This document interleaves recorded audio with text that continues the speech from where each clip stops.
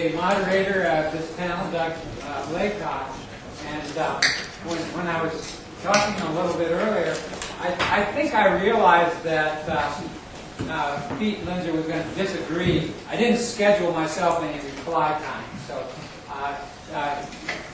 Doug Laycock has been with this project. He wrote a formative article, which was a report, also a report to the ALI, before this restatement started, and has been teaching restitution as a seminar at the University of Virginia. We're pleased that some of his students were able to join him for this, and he has been, as Mike said, an excellent and active advisor to the project. We've had to tell our moderators, you really need to exercise rigid timing deadlines on your panel. But what happens to this one is no airplanes landed in Roanoke yesterday afternoon, so we lost the panelists. And Joe Perillo couldn't come, but we're going to have more time. The way it has worked out at our panels, the opportunistic breach section 39, has taken a lot of time. That's Caprice's part, and we'll let the moderator go forward. Thanks. Thank you, Doug. Someone told me there's a student timekeeper. Yeah, we've expanded to 15 minutes. We're actually down 2 speakers, which is a loss, but it eases the pressure on the speakers we have, and it gives me a couple minutes to fill in a little more background for the students in the room. If this restitution stuff deserves a restatement, and if it's as important as everybody keeps saying it is, why isn't there a course about it, and why didn't you hear about it before maybe a week or 2 ago? If you had attended any American law school in the first half of the 20th century, there would have been a required course in equity, and at many schools it would have been a 2-semester required course in equity. And there would have been a course in quasi-contract that wouldn't have been required in most places, but would have been a bar course. It's on the bar exam, and it's important, and everyone would tell you you ought to take it. And quasi-contract is the part of restitution that came out of the common law courts. There's another piece that came out of the equity courts that would have been in the equity course. So restitution was at the heart of the curriculum for the first half of the 20th century. So then what went wrong? Well, it's really Doug Rundelman's fault and my fault and our colleagues who teach remedies. Somebody had the very good idea that we're teaching equitable remedies in equity and restitutionary remedies in quasi-contract and damage remedies in a course called damages. There used to be a separate damages course in nearly every American law school. And there would be lots of insight to be gained and lots of comparative advantage and efficiency in the classroom if we took those 3 pieces of remedies and combined them into a single remedies course. And we did that. It was a great idea, and Doug has a case book. I have a case book. Remedies have been very good to us. And that left all of substantive restitution. Mike Trainer, I think it was this morning, mentioned sometimes it's a remedy, sometimes it's a cause of action. All of those restitutionary causes of action got left on the cutting room floor, and nobody picked them up. They just disappeared from the curriculum. And lawyers don't understand it very well anymore. So one of the great hopes for this restatement is, restated this body of law in modern language that is free of references to the forms of action, relatively free of the distinctions between law and equity. Some of the other things that encumbered the first restatement in 1937, that will make it accessible again to lawyers and judges. And the next step would be to restore it to the curriculum, and for that, someone will have to bite the bullet and do a casebook. And a lot of the likely suspects are in this room, so think about it. This field needs to be back in the curriculum again. If you are outlining the sources of civil liability in American law, your 3 Roman numerals will be tort, contract, and unjust enrichment. there's a body of law in which you can be liable without having breached a contract and without having done anything wrong. For the next hour, hour and a half, we're going to talk about its close connections to contract. The law of contract leaves a lot of unsolved messes in its wake. If you have a contract and you're not liable for a breach, there may be money in the hands of the wrong person. There may be losses and gains to be reassessed. And the law of restitution fills in a lot of those gaps, and our speakers today are talking about some of those applications. We have with us Caprice Roberts from the University of West Virginia, now visiting at Catholic. Very important in the future of this field because she's taken over the Dobbs Remedies Treatise. We have Victor Goldberg from Columbia, and we have Alexander Sturmitzer all the way from the University of Zurich. He did make it through all the airports, probably because he didn't try to fly Roanoke. So I will sit down and shut up and let them speak. They'll go about 15 minutes each, and we should have ample time for questions and comments when they're finished. So, Caprice, you want to go?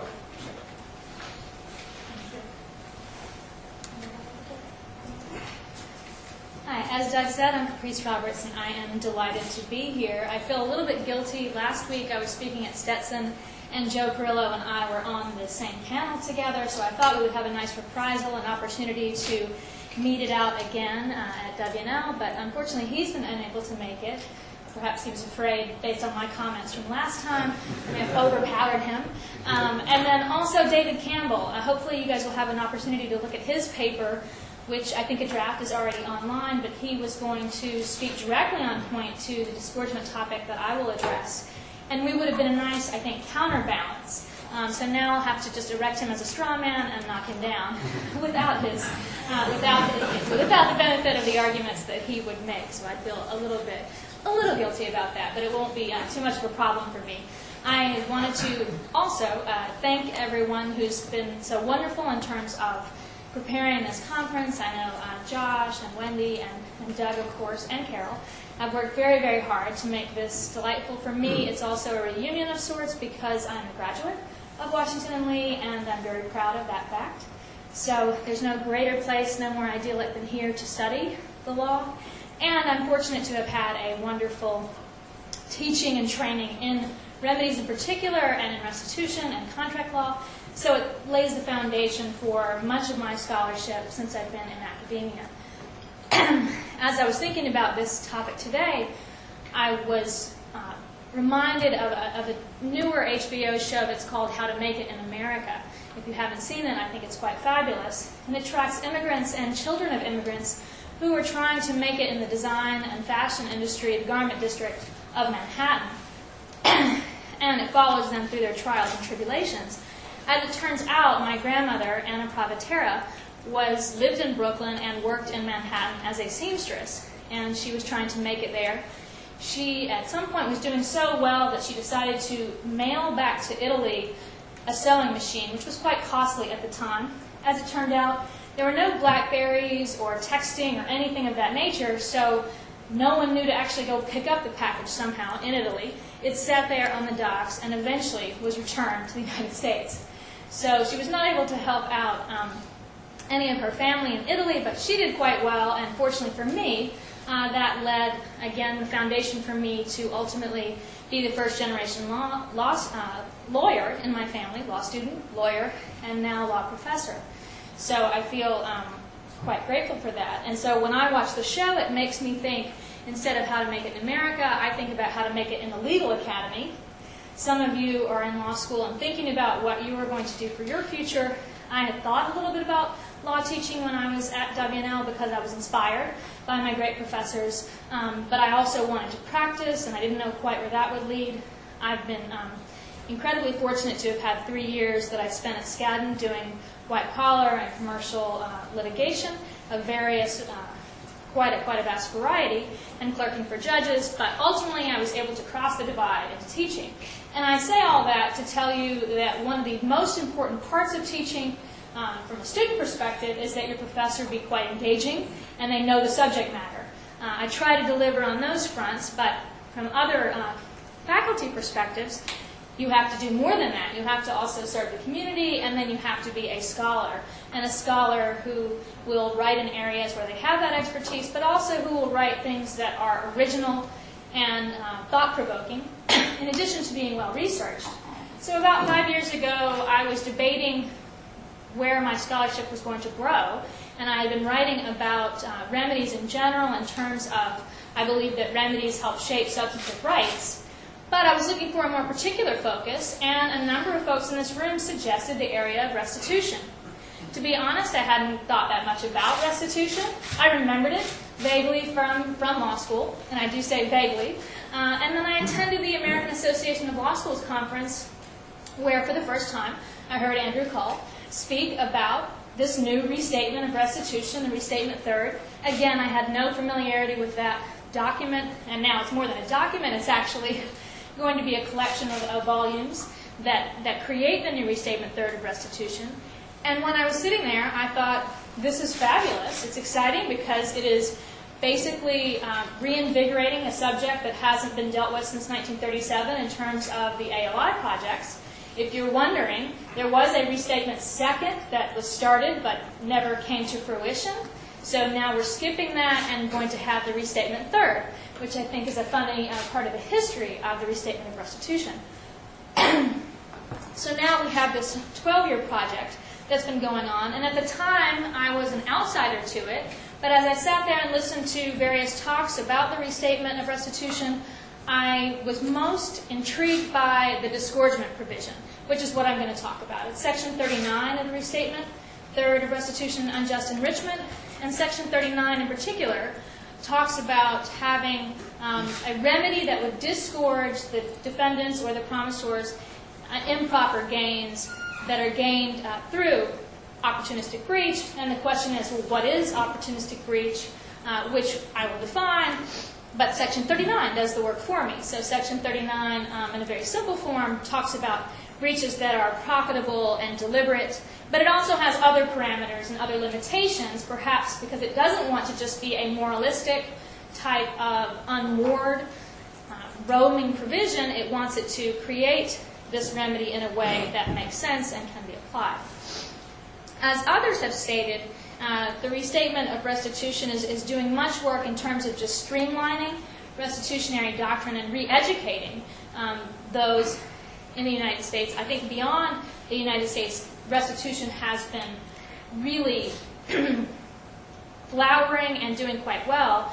Interestingly, even though it developed here first, many would say America gets credit for that, but then it disappeared. It disappeared from the curricula, and it disappeared from the modern language of lawyers. And I think this restatement project will do a fabulous job to get everyone back onto the same page, and maybe we'll have some of the fights about whether we want to tie it to unjust enrichment or unjustified enrichment, as you heard earlier today. Many have already said restitution is simply a person who is unjustly enriched at the expense of another may be subject to liability and restitution. So that's sort of the underlying framework, regardless of what type of claim you might be pursuing.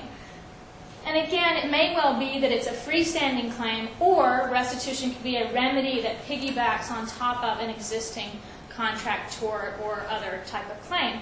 So I'm focused and very interested in the contract area of restitution because I teach contract law, and because I think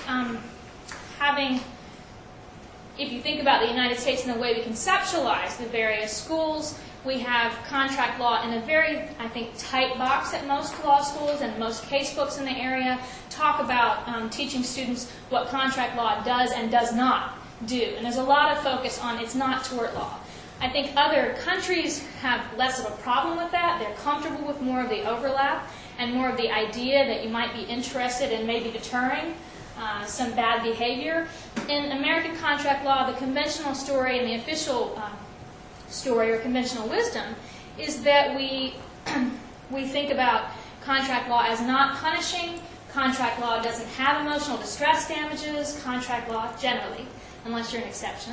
Contract law is not interested in deterrence. And contract law generally prefers to compensate those who have been involved in a breaching situation, but all we're trying to do is maybe give them the expectancy damages. If they're quite lucky, they might be able to go for specific performance.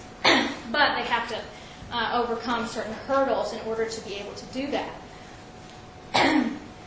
So I'm excited that the Restatement of Restitution is part of what I think is a revival in this area, as I mentioned, and it's also an opportunity for the Restatement of Restitution to say quite important things about contract law.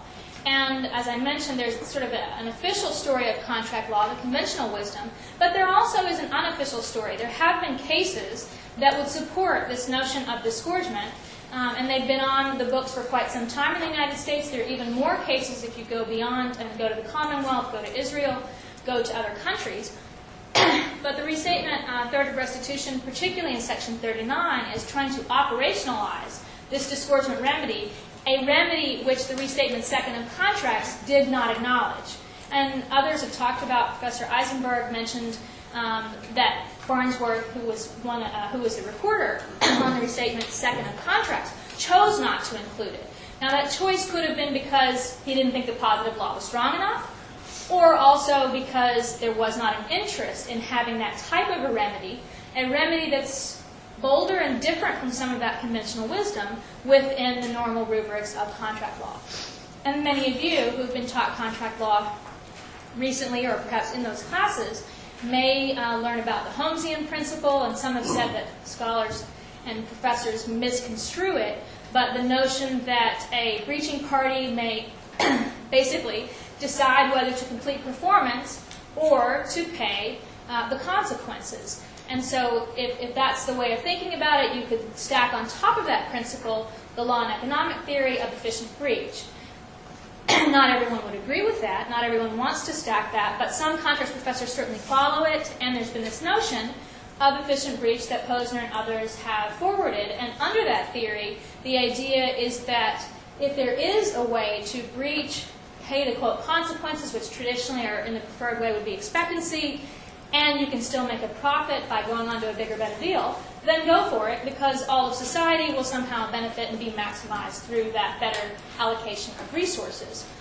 That said, I think this particular section, Section 39, potentially has some real tension with that notion if you are a proponent of efficient breach. In the end, I've written in other papers that I'm okay with that tension because I think there may be breaches of contract that warrant this type of a disgorgement remedy, which would take more than, it would do more than compensation. It would actually take the profits from the defendant that he gains through the breach, therefore de-opportunizing the breach that the defendant would have. The incentive he would have, basically, to go and do another deal. But it's not going to apply in every single scenario, and there may even be some daylight between efficient breach theory and opportunistic breach. So I can talk about that if people want. I've dealt with that in other papers, but there's a nice illustration, illustration 13, I think, of the Restatement of Restitution on Section 39, deals with non-conforming goods and ways in which you could have still some room for perhaps an efficient breach theory, and separately for the disgorgement remedy to exist in other cases. So in terms of my focus today, and what my paper in the Washington Lee Law Review will be focusing on, I'm very interested in the ways in which this new disgorgement remedy may become caught up with the ghosts of equity. And since some of you don't know much about this remedy, I didn't want to go too far into that because it really is getting you, one, to wrap your head around a remedy perhaps you haven't heard of, and secondly, then to get you digging back to law and equity. But it's important that we do it, that we dig back, because disgorgement is an ancient remedy, and it existed, we talked about Greco-Roman earlier this morning, it existed since those times, and in the United States system, it has its roots in equity.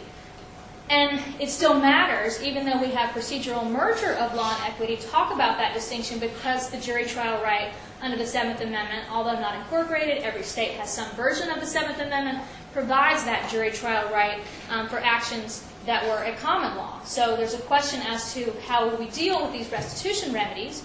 Will they be at law or at equity or one or the other?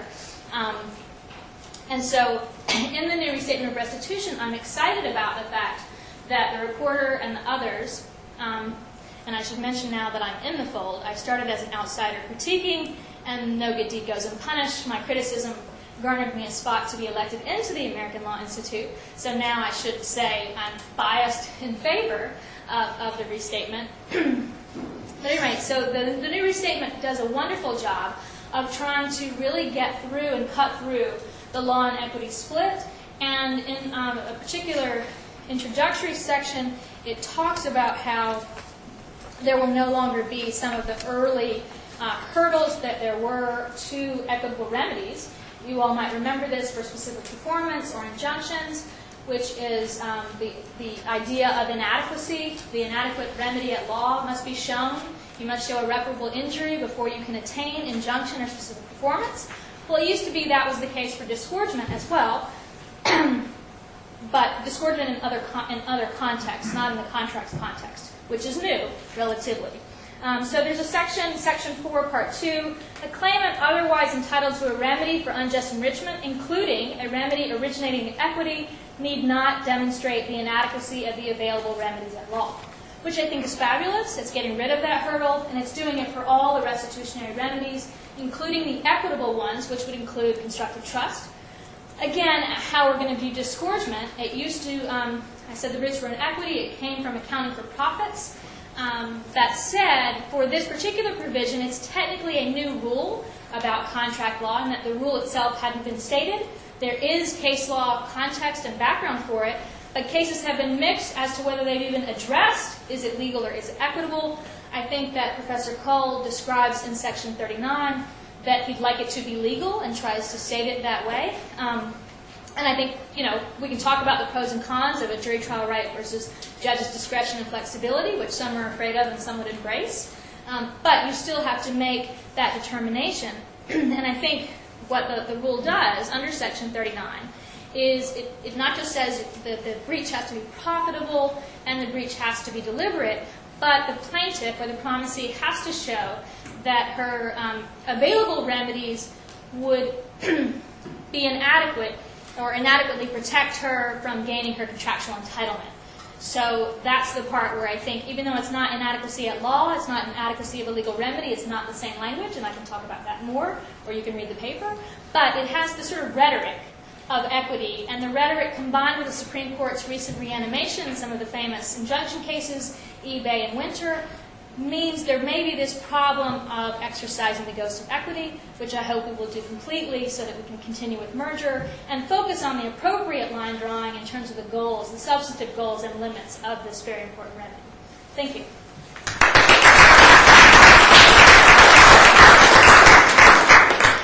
Mr. Goldberg, how about you? Pardon? I think we're doing 50 here.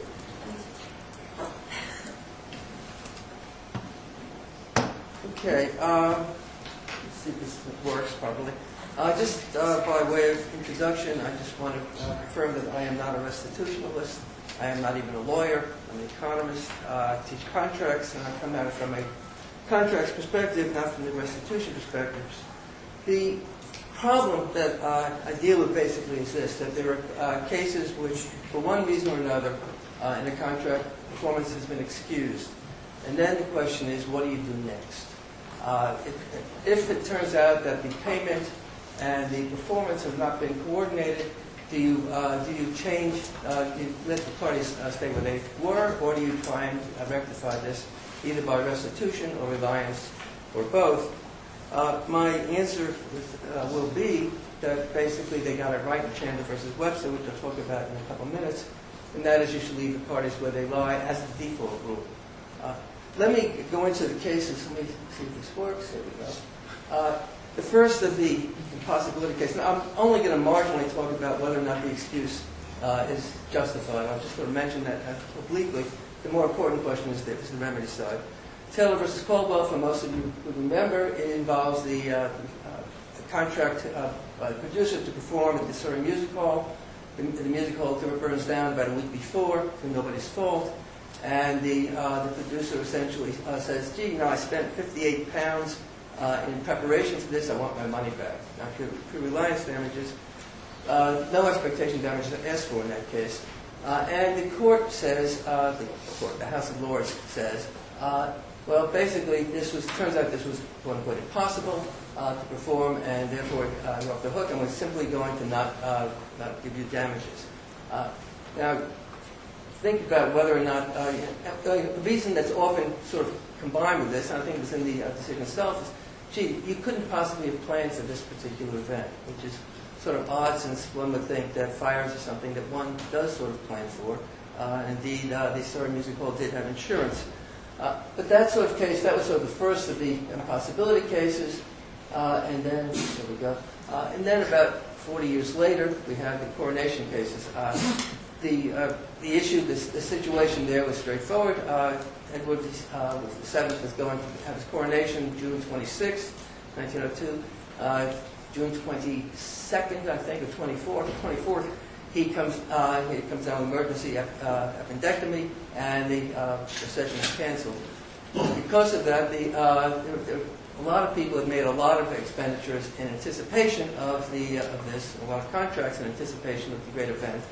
And the question then arises, well, what happens in those contracts? In particular, the cases that made it to the House of Lords, the first case involved someone who rented his room for a view of the procession. Prell was the holder of the property. Mr. Henry said, well, for £75 I will rent your room. £75, a lot of money at that time. The per capita income in England at that time was about £45. So this is serious dollars of money that we're talking about. Henry says, I'll pay £25 down. He did, and we owe you the rest. Prell then sues for the additional £50. And he is, the Lords say, basically, sorry that you can't do it. This was an unanticipated event, and we're going to excuse on ground of frustration, not impossibility. Basically the same sort of thing. Now, just again on the unanticipated event, well, it's not quite clear how unanticipated it was, and it turns out, in fact, that there was a huge amount of insurance sold on the basis of will this thing take place or not. So this clearly was anticipated. Some of the contracts actually had specific clauses in the event of a postponement, then we do X. But nonetheless, this was the... now, again, I don't want to talk much about the details of the case, but there's a hypothetical in the trial that's too good to resist. It turns out the judge says, well, geez, suppose that someone was at the pub across from the Old Bailey to watch a hanging, and the hanging doesn't take place. What do we do next? And it turns out that the lawyer says, oh yeah, well, in that case, they wouldn't have gotten any fun out of it. They should have gotten to pay. It's a different world that we're talking about at this point in time. But essentially, the issues that I'm concerned with get framed directly in Chandler versus Webster, where Chandler is a businessman, by the way. Chandler spends about £140, or promises to pay £140 for a room in which he's going to erect stands to watch the procession. And then it turns out the procession is canceled. He had already paid £100, and he wants his money back. And he sues to get the money back, and Webster counterclaims for the remainder, and the court essentially holds that Webster wins.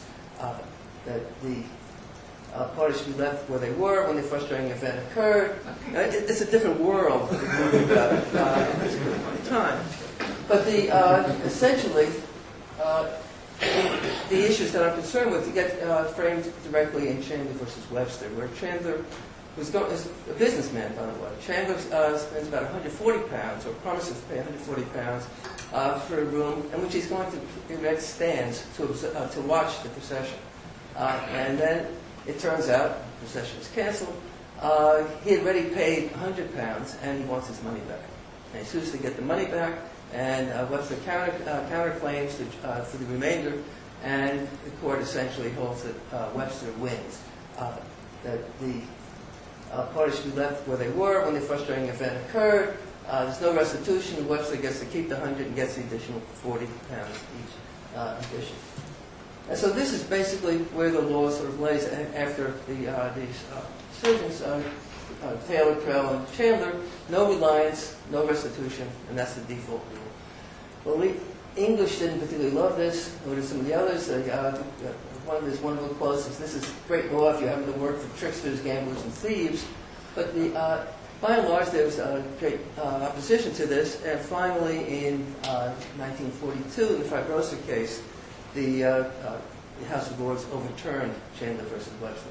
In that case, as those you probably remember, the English manufacturer promises to deliver a machine for £4,800, with 1/3 being down payment, and then he's going to deliver it to this guy in Poland, and it turns out the Germans happen to invade Poland, and so the contract is excused. Now, there was a force majeure clause, and this is one of the things I think that's interesting here. There is a force majeure clause, and one of the things is war. Now, one would think that would actually apply. The Lords say, no, it doesn't, because, well, the kind of war you're thinking about was one of these little bitty temporary wars, not one of these big wars like World War II.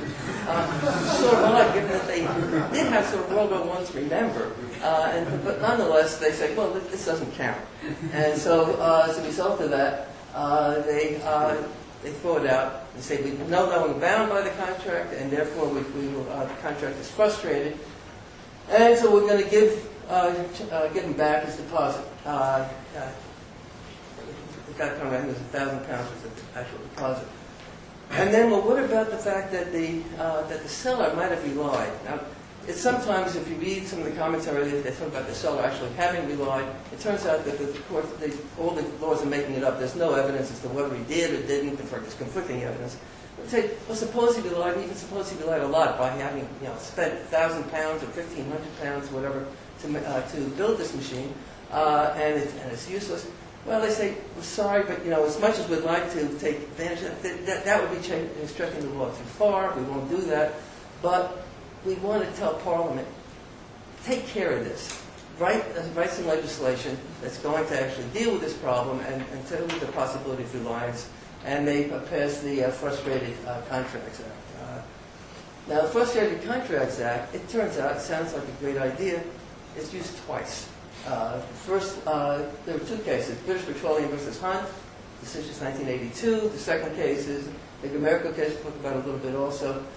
And basically it says that you should compensate reliance, but you should, and then there's some, it's actually a little more complicated than this, but basically it says you do not exceed the valuable benefits that the one party has gotten, so you can only get reliance up to what the other parties receive. And this is the part, you people like justice, I don't. If the court finds it just to do so, having regard to all the circumstances of the case, which is basically do what you want.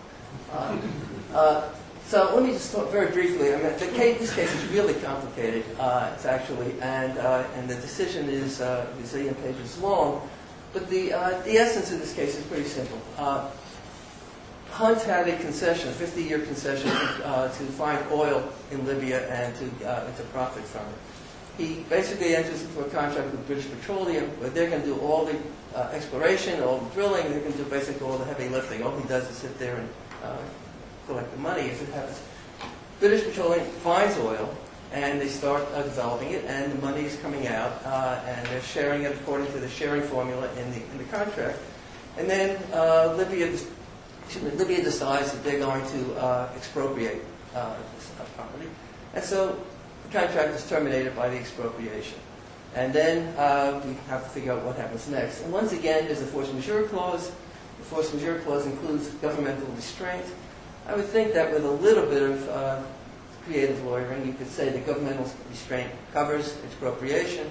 The court, once again, throws it out. But here they get even more extreme.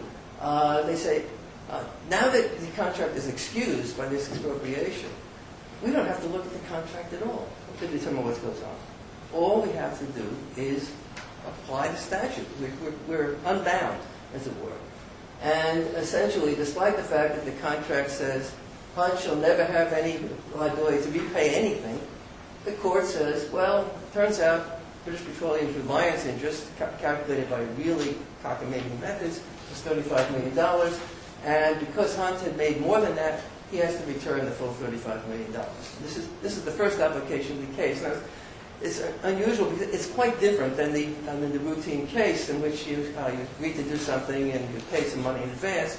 Here, actually, the performance was done not by the party who paid early, but rather by the party who performed early. British Petroleum did all their investment expenditure up front, a lot of money going into this process, and eventually they're going to make their money at the back end. And here, the fact that that's different than the normal case doesn't make a difference, but basically they say Hunt has to return the money. And that's basically where we are. And again, the law is, what is just? Well, what is just is what the trial judge thinks is just. And that's it.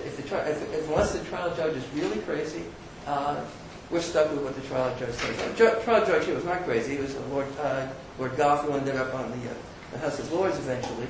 But he ends up with this rather particular decision, and you end up with a number that's completely irrational. It makes no sense. There's no relation to the contract language, but of course it didn't have to be bound to the contract language. How much time do we have? 3 minutes? Okay, I can do that. The other case involves Guns N' Roses. Guns N' Roses, it turns out, had a European tour they were doing, and the last stop was in Madrid. The contract that they had was, we're going to pay you $1.1 million offset against any percentage of the gate. It's very nice. They're supposed to perform on July 4th. On July 2nd, it turns out that they found out that the facility is not available, and the government says you can't perform there, so they have to cancel the contract. Now, they had been prepaid $412,000 offset against this. And the question is, what do you do with the $412,000, and what do you do with regard to Guns N' Roses' reliance here? The court said, well, restitution, pretty clear, you got to give back the money. Then they also I'm not going to go into detail here. The court said, well, you claim there was, you made some reliance damages. You say there was so much reliance. We say there was less. It's disputed. But we're essentially, after looking at it carefully, neither party contemplated what's going on here, and I consider it just, again, to not give you back any money. And that was the end of the case. So in this case, the reliance issue basically disappears. They don't give any money at all. Now, again, what's odd here is the judge, in the opinion, says neither side contemplated this. He also happens to say, well, actually, both parties had insured against the contingency. So, I mean, it's not quite clear what people mean when they say this. So I'm going to skip that. Let me have the brief time I have left. The American law, the Restatement Second of Contracts, Section 272, basically says, well, there's restitution for prepayment, and maybe we'll do something about reliance. The case that I mentioned there and is reproduced to some extent in the Restatement Third, Carroll versus Barasock, in which someone you have a house that's built and you're doing some work on it, you're the painter, you're whatever, and it turns out that the building burns down and before you finish your job. What should happen? Everybody agrees that the performance is excused. But then the question, well, what happens next? And in Carroll versus Barasock, the court says, oh, well, in that case, everything that you've put into the building up to that point, is done, and that much you pay. However, anything that materials that you bought but haven't put into it yet, well, that's not. They're not going to compensate for that. That's the so-called brought-in test. It's hard for someone with a New York accent to say, but brought in to the building. And so and essentially it's unjust enrichment for the nanosecond before the building burns down, because somehow the owner has been enriched for that. And that is basically the rule now. I think that to Andy's credit, in the restatement, you at least get rid of the unjust enrichment nonsense in that. The fact that you've done something for but you do allocate the loss on the basis of justice requires nonsense. Now it turns out, I've finished it. It turns out that if you look at the restatement of contracts, virtually every case that's involved there was pre-World War I. I mean, we're restating document. The document is accurate up to World War I. There's virtually no cases after World War I. Why? Because everybody's contracted out of this stupid rule. And it turns out that that you're restating something that just nobody does. But that, I think that's a general problem that actually these statements might have, because you look at case law and you don't look at what people do. And what people do here is quite different. And basically the default contract rule is that we don't worry about the brought-in rule, and I'm over. So that's all from me. Thank you.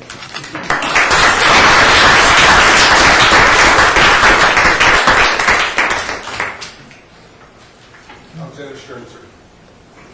Okay, so while I'm trying to set this up, just let me make two preliminary remarks. First of all, my current affiliation is ETH Zurich, which is the Technical University of Zurich, but it's easy to get a little bit confused because when I sent in this paper, I was still at Yale. Now I'm at the ETH, and next month I will start at the University of Bonn.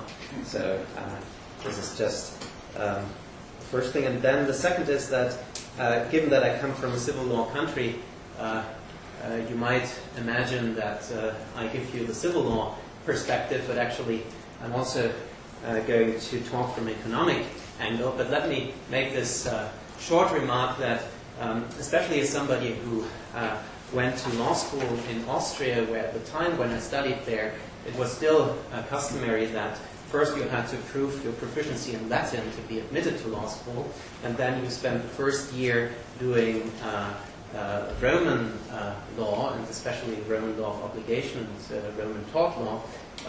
It seems to me that there are a lot of elements that I see in the Restatement of Restitution which remind me very much of the law of the conditiones in Roman law.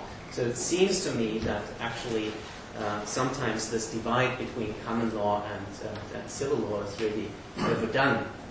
So many of the intuitions that I somehow gained in my year of Roman law helped me to understand a lot of the intuitions and the basic ideas that I see in many law jurisdictions, be it civil law jurisdictions or common law jurisdictions.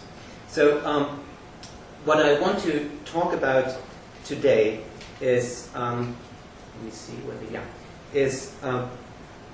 I want to make an argument which expands the scope of motivation for rescission followed by restitution. I think that the common view is that restitution mainly serves the role to clean up the mess if something prevents the enforceability under a contract, or the enforceability of a remedy under the contract. But that, of course, begs the question, what happens if we have a valid contract? Why should we have a possibility to rescind such a contract and have somebody turn to remedies in restitution? And the traditional answer has been that there might be transaction costs of pursuing contract remedies. And I think that the common view is that if the enforcement of remedies were fully effective and costless, rescission would not exist as a remedy for default. Now, I want to argue that this position is too extreme. And the purpose of this talk is to make the argument that rescission and restitution also play a very interesting role, even in a world where we have no transaction costs and where remedies are fully compensatory. So what I want to do is to expand the scope of motivation. I don't want to say that all the other arguments that have been brought forth are not identifying very important functions of rescission followed by restitution. I just want to, and I don't claim that what I identified is the main cause why this remedy is present, or even the essential one. I just say it's an additional one, which should be, which we should keep in mind when applying this remedy. So I will argue that the availability of rescission can be enlisted by parties to enhance the value of contracting by providing efficient investment incentives. So basically, it helps parties to contract and create good incentives.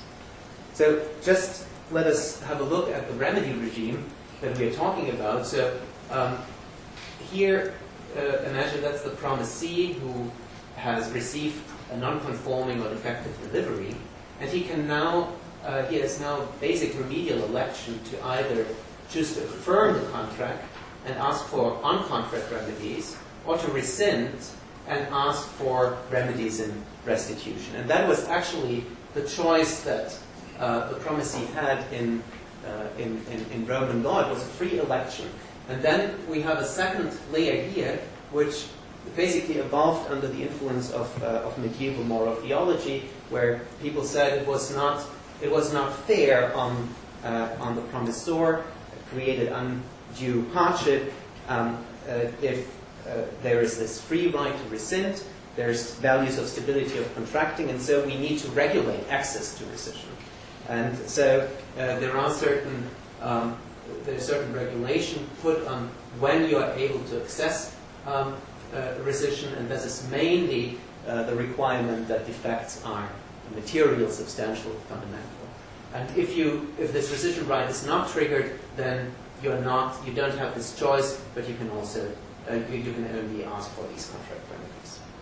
Now, what I'm going to do is I'm going to make two arguments. The one of the arguments is that there is one important consideration missing in the current discussion about what should inform courts when they decide when rescission rights should be triggered. And the second point is that there is a tendency to allow for more generous remedies than restitution after rescission, and that this is actually something that is counterproductive.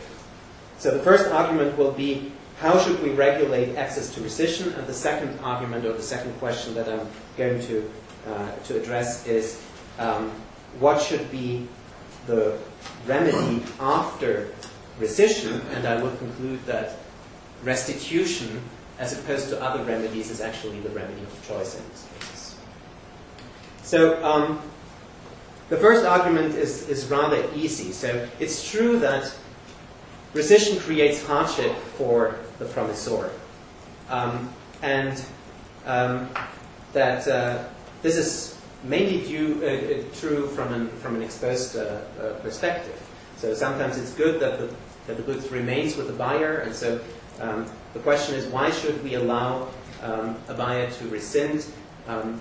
Often, if he rescinds, he is doing so for opportunistic motives. He has often a losing contract in such a situation. So the question is, what should be good about this hardship created for the seller? Well, what could be interesting and could be used to create incentives is that the availability of the right to rescind is, of course, not an exogenous phenomenon.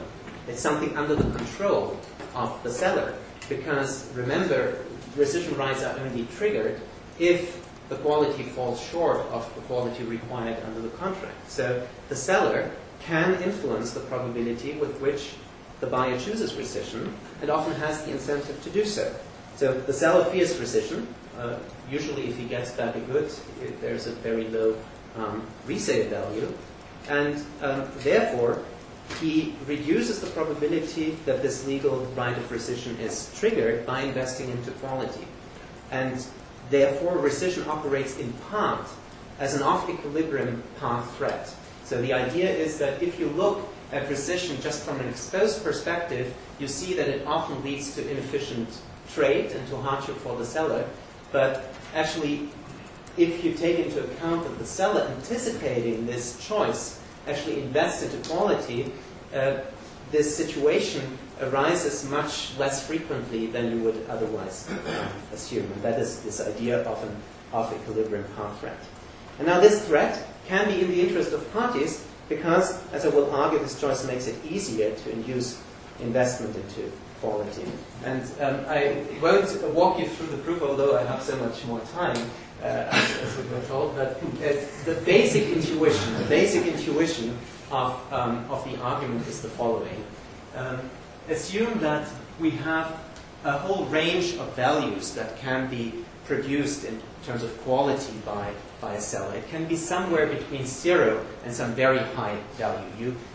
cannot perfectly control the quality that you're going to produce as a seller, but by investing you can increase the probability that you will produce high quality. Now, assume, and that is the only other thing that you should focus on, that we have this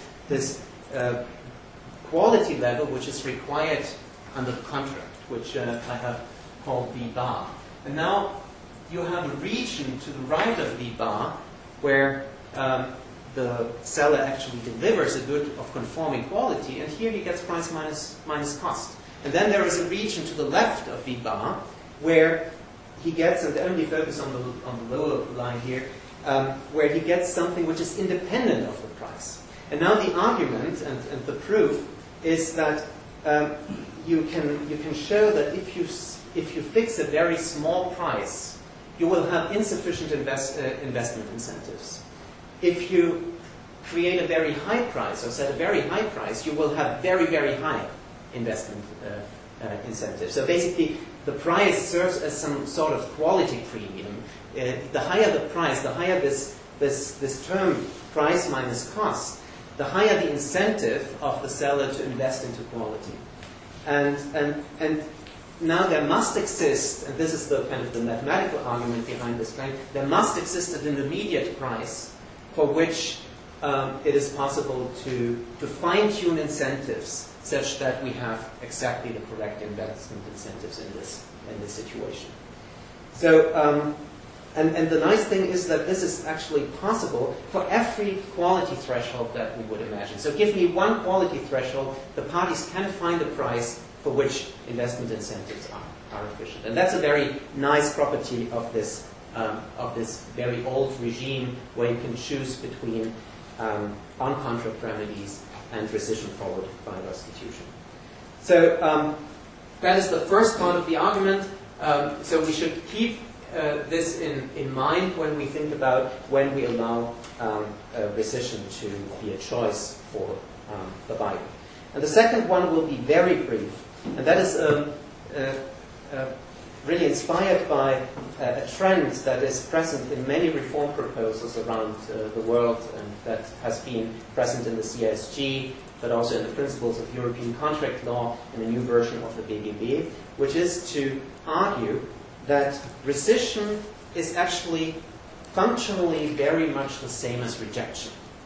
And that is absolutely true. Now, the second part of the argument is, well, after rejection, it's undisputed that the aggrieved party also has the right to ask for expectation damages. So why should he not be allowed to ask for expectation damages after rescission if it's functionally the same thing? And so we see this tendency to allowing more generous ensuing remedies after rescission and to actually do away with restitution. Now, the interesting thing is that the argument that I just presented to you breaks down if we do this. So if we allow for expectation damages on top of rescission, this argument doesn't hold anymore. It's not possible to do this trick with setting the price in order to fine-tune incentives. And another thing which is, I think, quite interesting is that the argument that is usually brought forward for this change in the legal regime is that we have to prevent instability of contracting. But it is very easy to see and to understand that if we allow for expectation damages on top of rescission, we actually increase the instability of contracting. One can actually see that it will be a dominant strategy for the buyer to rescind the contract whenever he has the legal right to do so, to get expectation damages and to extract some surplus in renegotiation from the seller. And so allowing for this generous ensuing remedy after rescission, expectation damages instead of restitution, undoes the desirable effects that I've identified and even increases the instability of contracting. So what is the conclusion? The election between expectation damages and rescission followed by restitution allows parties to achieve socially desirable goals beyond expediency and judicial economy. This should be taken into account when regulating access to rescission. In particular, if this is not taken into account, there is a danger of being too restrictive in regulating access to rescission. Rescission followed by expectation damages threatens the stability of contracting and eliminates those desirable effects, and therefore rescission should come at a price, of not asking for a remedy beyond restoration of price. And it is true that rejection and rescission are functionally equivalent, but this argument that rescission that the ensuing remedy should be the same as after rejection cuts in both ways. And so what I'm actually advocating is that if next time there is a restatement of contracts, people doing this should look at the restatement of restitution and look for restitution as a model for modeling the ensuing remedy after rejection and not vice versa. Thank you very much.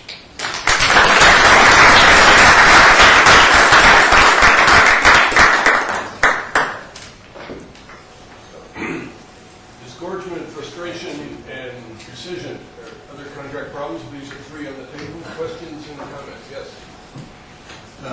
Alexander, very elegant argument. The question I had was this investment into quality. And I was wondering if it's investment into apparent quality rather than real quality. In a sense, when is something going to be discovered as not really bearing the quality that you expect? So if it's not, and your price is a measure of quality, etc., I understand that. But it's a question of whether you would sell a product which is not, where the inferiority of the product is not easily discoverable. Now, I guess an answer to that is that if you're a repeat player in the market, this is going to have an impact on you if you're having to invest in real quality rather than apparent quality. So wouldn't it be a question of the nature of the seller and the question of whether particular sellers can get away with apparent quality rather than real quality? Well, first of all, if reputation concerns already motivate the seller to invest in quality, then this has the potential to basically make incentives created by the law completely useless. One might even think that additional incentives might harm, which is actually not true, so you can show that these effects don't really add up. So this effect that I identified only can improve matters, it cannot make them worse, so to say. But what you identify is an important factor in being able to maintain order without law, I mean repeated interaction.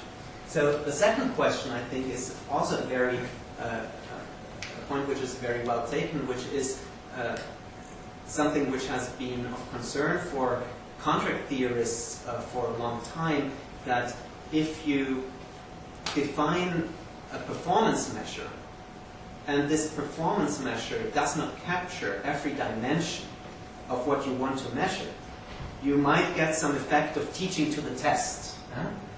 And this is what you identify. So if we just look at a subset of the dimensions we care about, then we might indeed get these distortions that you describe. Now, we can probably deal with this by working with the period of time in which you can, or during which you can ask for rescission. So I would imagine that most of the real quality dimensions would probably become apparent over time. So if you give the promisee, a month or even longer to maybe choose to rescind the contract, you would make this measure much more accurate, but of course at the cost of maintaining some uncertainty over a longer period of time. So there is a trade-off. But depending on the nature of the product. Right. Yeah. Who else? Yes. I have a question for Professor Roberts. I'm probably more than she has said that Professor Campbell isn't here, so I'll ask what I think is the best. I haven't finished reading this article, but the best part of it that I've seen so far.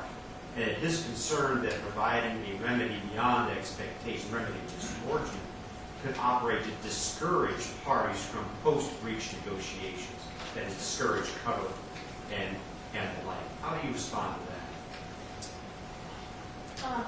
I actually think, as I sort of alluded to in the talk, I do think that the remedy of disgorgement, which you didn't ask, I do think that there's intentional and deficient breach. I do think it might affect that if you believe that that is actually attainable.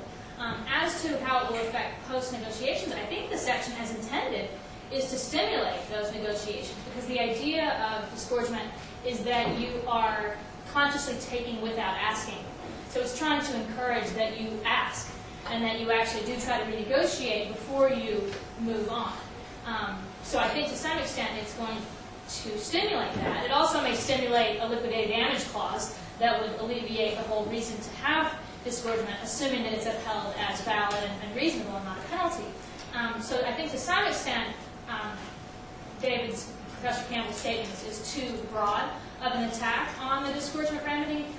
However, if a party is not incentivized sufficiently and they get in a situation where the breaching party has already taken without asking, then they may feel that they're going to be penalized by the disgorgement remedy and then gotten a further incentive to try to negotiate there. But I still think there's still that window of settlement, too, where they should try to do something less than this potential for profits being stripped, because that's not going to be a clear winner for a promisee, because there are these hurdles of profitable, that it's deliberate, and still what that exactly means. I think the illustrations do a nice job of trying to flesh that out, plus the idea of an adequate protection. So it's kind of put as a parallel to specific performance.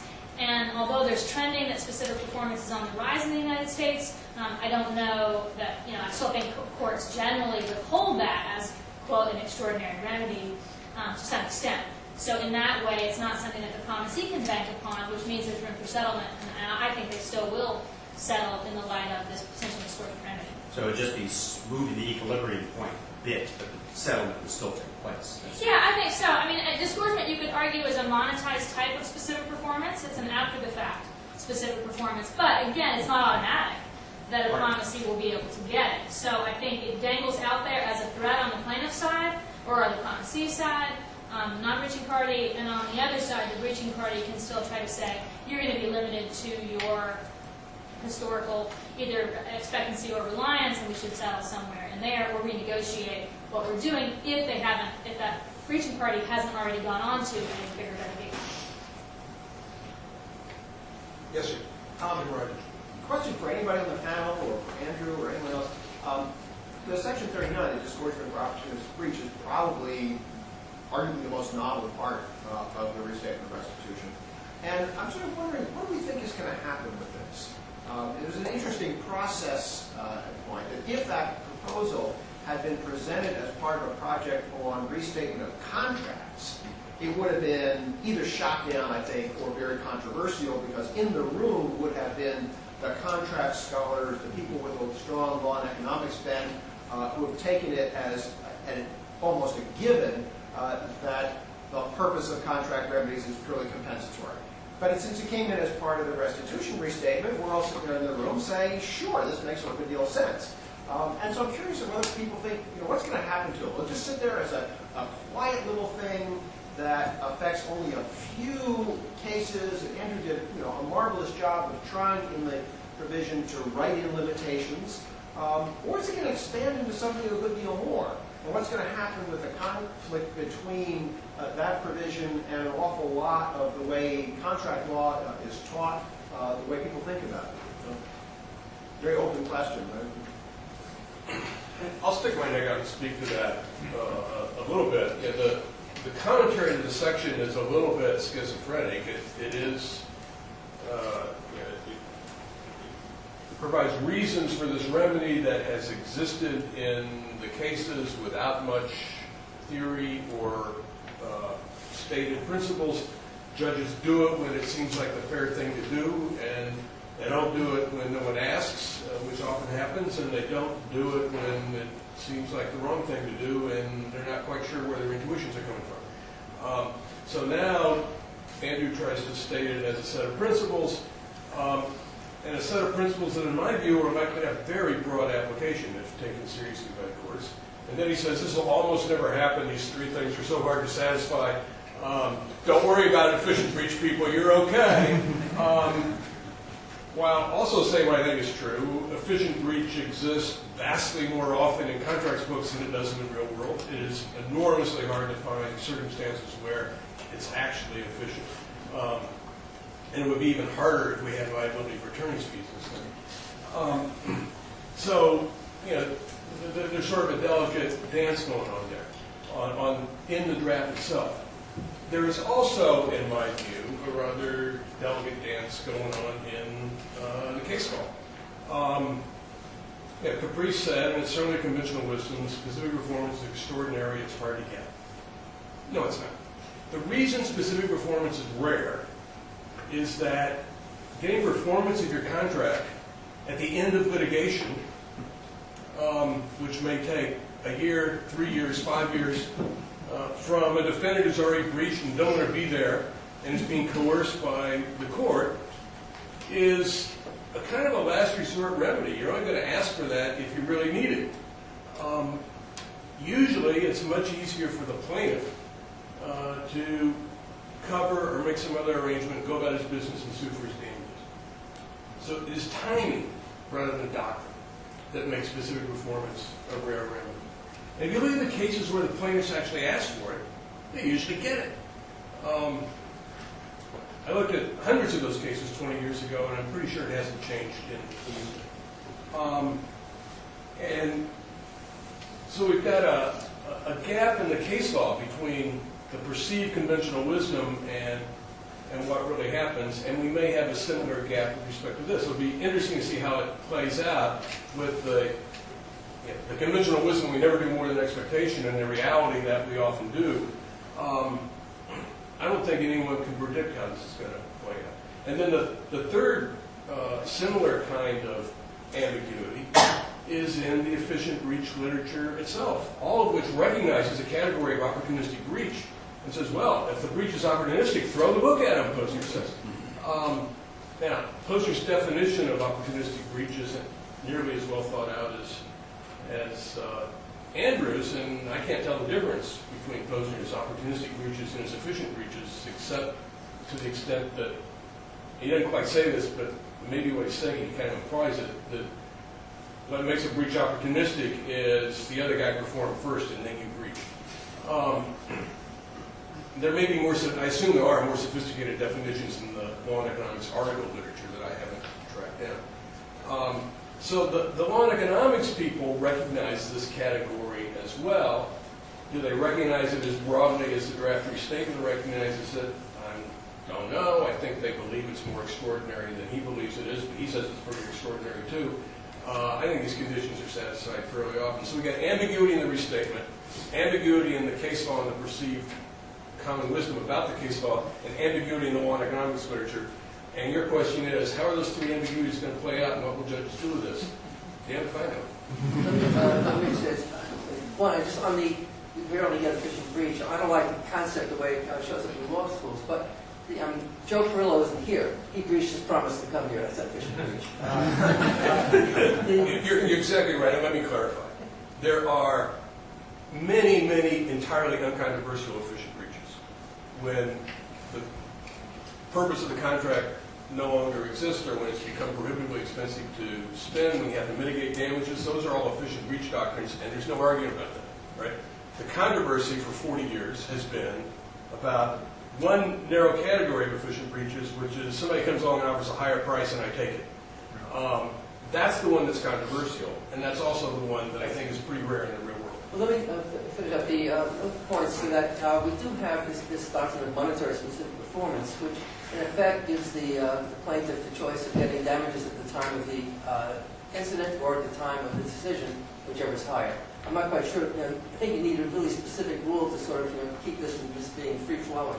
But we do have that doctrine, which is roughly the same as the opportunistic breach issue. The other thing is that we do have, even in contract law, a lot of flexibility. Hadley versus Baxendale says, thou shalt not get the consequential damages. If instead of just screwing up, Baxendale had said, well, I'm not going to deliver these things to you because I have someone else to deliver to first. so you're going to have to eat it. How is going to win that case? And that's that's in full of Purdue. In that that's all of a sudden it becomes foreseeable. That's the doctrine that we use to do this. But basically, there are a lot of doctrines. You're not necessarily get disgorgement from the other guy's profit, but you might well get consequential damages, which might in fact be bigger than the disgorgement. The only thing I would add very quickly to Jim, your very good question. I've been presenting various papers that I've written on this topic at remedies conferences, at international conferences, and at contracts conferences, and the reception is often as you might predict. But at some of the contracts conferences, there is an embracing of the idea because there are many scholars in the contracts realm who would say this isn't new. There has been a case law. It might not use the precise language of disgorgement or restitution, but there is support for it, and or there are contract scholars who would like there to be a broader way of thinking about the types of things and goals that contract law would pursue. On the flip side, I've had some contract scholars who would say, wow, this is really out of keeping, and there's no way that this would make its way through the Restatement Third if they were to pursue it in the Restatement Third of contracts. And my initial article on this was somewhat critical in that on the point that Doug Laycock raised, which is, as it's written, there's this bold language, and just the word opportunism itself gets folks kind of excited. It doesn't quite fit with the conventional contract story. But then there's like an attempt to really narrow it and say, don't worry, don't worry. I do think if we educate people on it, there'll be twofold. One, there'll be perhaps more cases that might be seeking it. And there's been a little bit of an uptick in that, although I haven't done full empirical work on it. But there have been some plaintiffs who've been citing it in briefs and trying to get my hands on it. And so you'll see that. But at the same time, if we also educate on there are some limits to it and the illustrations are followed, then it won't be a wild, I think, impact. That's it? Yeah. So 2 short remarks. The first is that economists, they sometimes have a little problem with the word opportunism because they say that's fully in line of the paradigm how we conceive of people taking action. So what is so different about opportunistic breach as opposed to some other rational decision that you would make decision? So that's just a semantic debate. But I think to your question, I have this ongoing debate with Henry Smith, and we are probably going to write a paper on this because he's been very interested in equity and common law. And I think to the extent that that parties anticipate this opportunistic breach, there's probably no problem. Actually, you can even show that certain efficiency results in the literature only go through if you allow for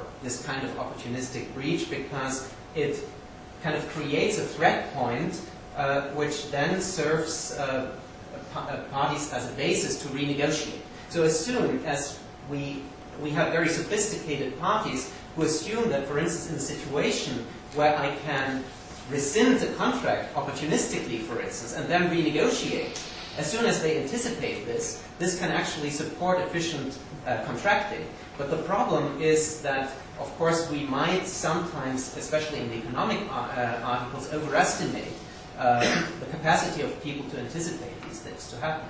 And so probably the answer is going to be that I would expect such a thing much more to take ground in consumer law than among very sophisticated parties who might even have wanted to create this possibility. I don't think the term opportunistic is a semantic thing. I think it's very interesting using that word. It's a loaded word. It has absolutely no meaning, as you just said, because if you believe in efficient breach, which I absolutely do not. Among other things, I once went through the casebook I used in contracts. I found one case of efficient breach, and nobody noticed it in that case, including at that time the editors of the book.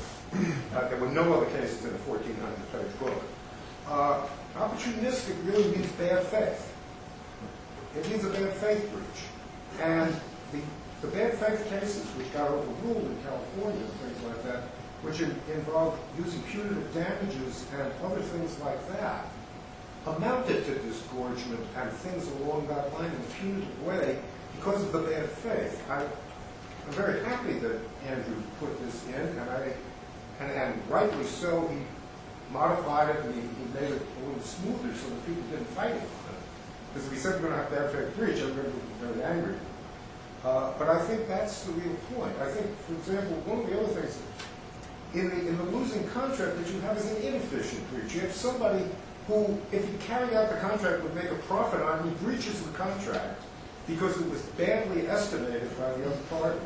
And what we're saying, if we allow restitution, is we'll allow the fellow who misestimated his costs to get all his costs. We'll excuse his mistake in doing that, even though because the other guy could have just held him to it, didn't. Well, I don't care about the guy who breaches the contract. I never understood why all the theoreticians of remedies are so solicitous of the people who breach contracts. They don't do it in torts, and yet in contracts, they stay up in the middle of the night worrying that the non-breaching party might get $1 more than the absolute minimum they would get. We have juries decide the lifetime value of the earnings of a child who was killed at the age of 6 months in survival action. We have no problem with that, and we won't let them have speculative damages in contract, which is obviously much less speculative.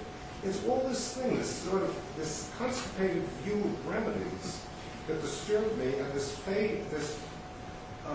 being favorable to the guy who breaches the contract.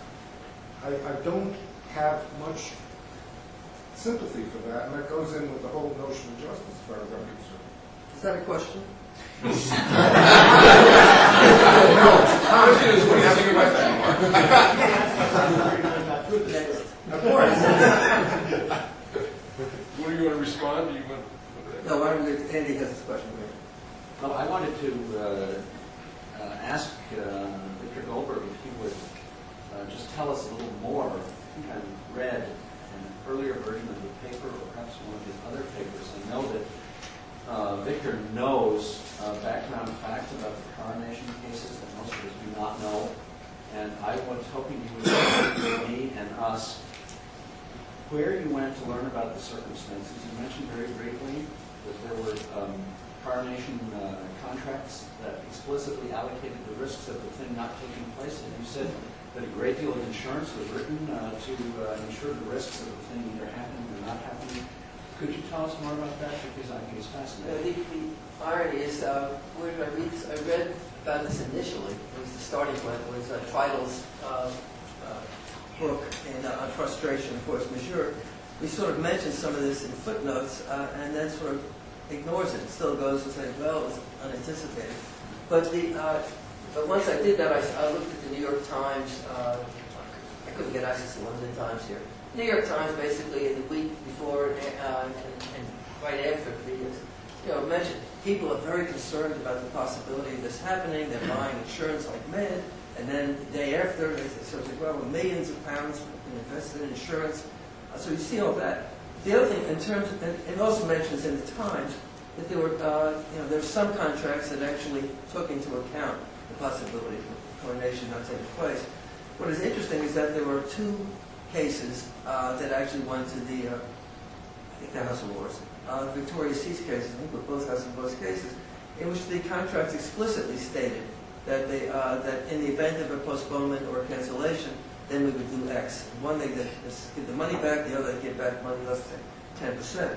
But these are actually cases that the court had. You'd think, given that they actually seen these cases, they might not say, "Oh, gee, no one could have thought of that." And that's the part that really sort of puzzles. On the other side of that, just because this business about no one could have thought about it, therefore it was excused. There were other reasons to excuse, at least as a default. And I'm perfectly happy to say that the coronation cases should have been excused because that which was promised, with a room with a view of a coronation, no longer existed. I'm okay with that, or at least ambivalent. But what I'm concerned with is this notion that people couldn't have thought of this. I mean, take Taylor versus Caldwell. right nowadays, it's hard to write an entertainment contract where you don't take into account the possibility that either the venue won't be available or the talent won't be available. And there'll be elaborate assurance and there'll be elaborate clauses and all these issues. The notion, you've got to think about it. You'd be a really bad lawyer if you didn't. And so but nonetheless, you can say, in the event of this, we do excuse. And when we excuse, X happens. And X, I think the easiest X, is the default rule that we leave the parties where they were.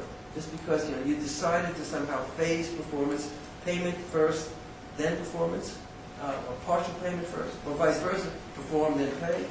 If you get terminated in the middle, you just leave them where they were because they were the ones who figured out at best how they were going to divide the responsibility. But they could add more clauses. That's a sort of long-winded answer to your question. But basically, the sources aren't that hard to get. They should have known, and why the courts say the thought of it is sort of ludicrous to me. Right, Craig? The articulation of a disgorgement principle, with which I agree, is not an isolated phenomenon. It's occurring in a context in which the doctrinal barriers to specific performance are diminishing, where rescission seems to be more available, and where there's growing criticism of the efficient breach theory. So I'm wondering if one of the side benefits of what Andy has done is to encourage scholars to go back and look at the compensatory remedies and see whether they're sufficient, because these phenomena are not occurring, it seems to be, unless the people view the compensatory remedies as not adequate. And going back to bad faith breach, I did a piece a few years ago on a critique of the California case that somebody's mentioned. But in doing that, this is just an example. There was an old California case which has not really been developed, saying that in cases of bad faith breach, Hadley-Baxendale foreseeability rule would not be available to the breaching party.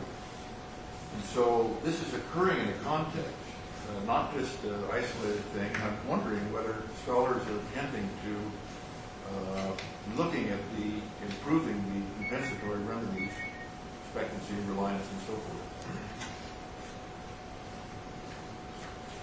Well, as I said before, I think that people do take this Hadley versus Baxendale notion, and if they can make it, if the story is that the guy deliberately didn't do a job of Hadley because he wanted to do something else, or because real opportunism, he said, well, I'll come and do it if you triple my price.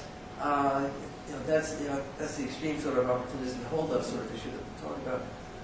In either of those cases, I have no trouble with the court finding that we're not going to use the no consequential damage. And I think they will come up with some rationale for not using it. And I think that's okay.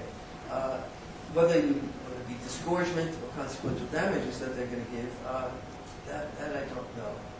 But there is a notion of fault sometimes, and fault that matters in administering contracts remedies. The bad faith cases in California, though, I think were finally pretty bad and were rightly overturned.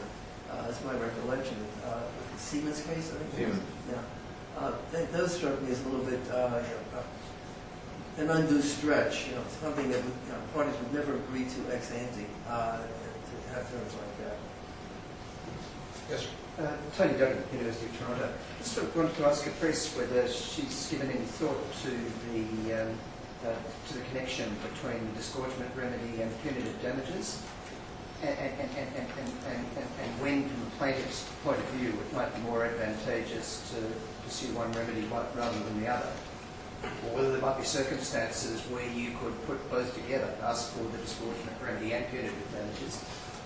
Yeah, no, I have given that thought, primarily because I'm sure you know this, but in the United States, for contract law, if that's the only breach that you have, then there basically would be no access to punitives. At least that's the conventional and pretty widely held on that. I don't think there's a lot of slippage on the no punitives question. If you're in Canada or somewhere else, then I think that's a much more active debate, because you might be able to have access to punitives and a disgorgement type remedy. So one of the first things I was interested in is whether disgorgement would act as a punitive replacement. Would it be basically doing something that is punitive?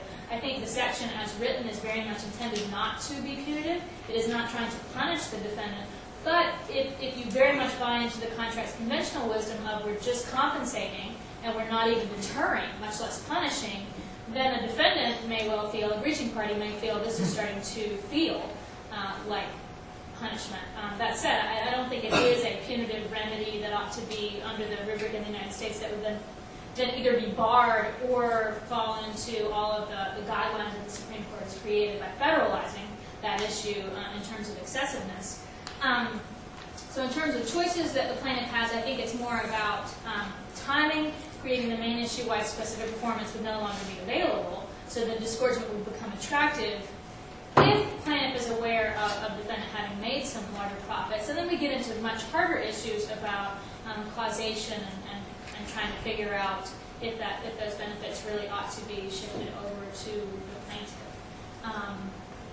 On the compensation question that was just asked, I was thinking about that as well. I do think that Professor Eisenberg, along with Sean Bayern at Florida State, are looking into whether the compensation remedies can be improved to be more effective. That said, so far I think that Professor Eisenberg has written in favor of more specific performance and in favor of greater recognition of the disgorgement interest as a way to compensate. But I don't know that there are many in the U.S. that are trying to now advocate for punitives unless you can also show a tort. And then you have to have that independent tort that's present. But that's why the boxes are so strict between contract and tort in the U.S. Or perhaps breach of fiduciary obligation in the contract. Just a quick point is, this ties in nicely with Mike's question. One of the problems in contract law damages is that we are very conservative on liquidated damages. And liquidated damages would be a way of dealing with this in some ways. But we say liquidated damages is a penalty, that's bad, but then say, oh, punitive damages might be good. It's a little hard. I think that we can actually do some of this by saying, look, if you reach in a certain type of way, hey, you can pay a lot of money for that. And we could do that, except we have this doctrine that in most of the U.S. at least constrains a lot of what's available. That's a different restatement. This restatement says in its intentional tort sections 40 to 46, punitive damages, if they're available under tort law, can be added to the disgorgement. The two remedies are not inconsistent. I suppose that would apply to 3092, because it says you're going to show an independent tort. It turns out there are a lot of them that happen in congressional context, but you got to show an independent tort to get punitives, bad faith breaches. Last question.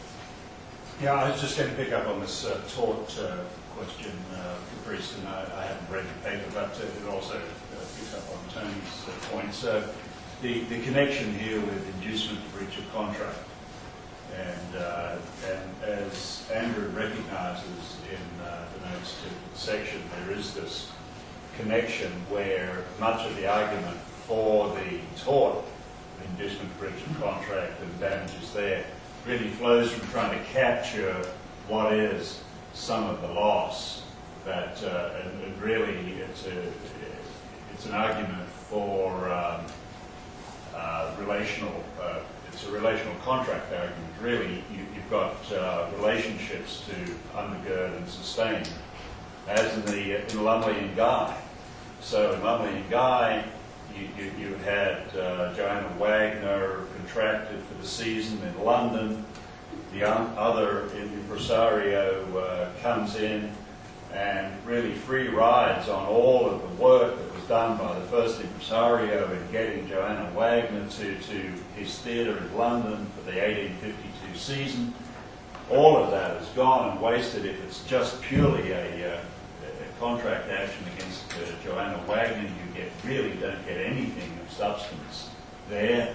There's no specific performance because it's a personal services contract, and so there's got to be some remedy, and the remedy there is provided through inducement to breach of contract that gives you, and therefore there's an ex ante thing there, so it encourages this kind of investment on the part of impresarios in finding talent, in getting them contracted for this, and really wards off some of the other rivals. If the other rivals come in, they've got to have a serious negotiation with the first impresario, and that allows the first impresario to at least capture some of the foregone investments that he or she has made in getting Wagner to the theatre. But there was a contract remedy too. There was a negative There was. successful performance.